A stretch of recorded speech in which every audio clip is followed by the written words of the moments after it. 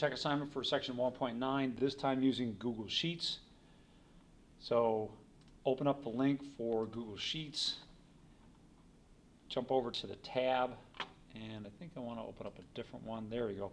This is more what yours is going to look like when you open up the tab from D2L. Click on section 1.9 for circulation of some of the larger newspapers in the nation. First thing you're asked to do is to copy this data into cells H, I, and J. I should say columns H, I, and J, so highlight, Command C or Control C, depending on if you got a Mac or PC. Click over here and then paste. And then go over to column L and paste it again. So now we've got 2 copies of that data. Let me open things up a little bit for us so we can see the actual names here and here. Now the goal is to sort our data by these columns. So let's pay attention to what they're asking here. It says sort the data from smallest to largest.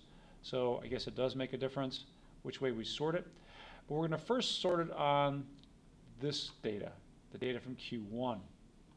Now to do that in Google Sheets, you're going to click and highlight all of this, including the headers at the top, and then go to Data. One of the options highlighted here should be Sort Range. And we're going to do a sort, but we don't want to do a sort by column J. We're going to do we're going to do a custom sort here. Now our data does have a header. That's at the top. It labels as paper Q1 2019 and Q1 2020. So click that, it has a header. And now it says, well, great, what column do you want to sort by? Well, we want to sort by Q1. Now for the second part of this, you're going to have to do this for Q 2020, Q1 of 2020.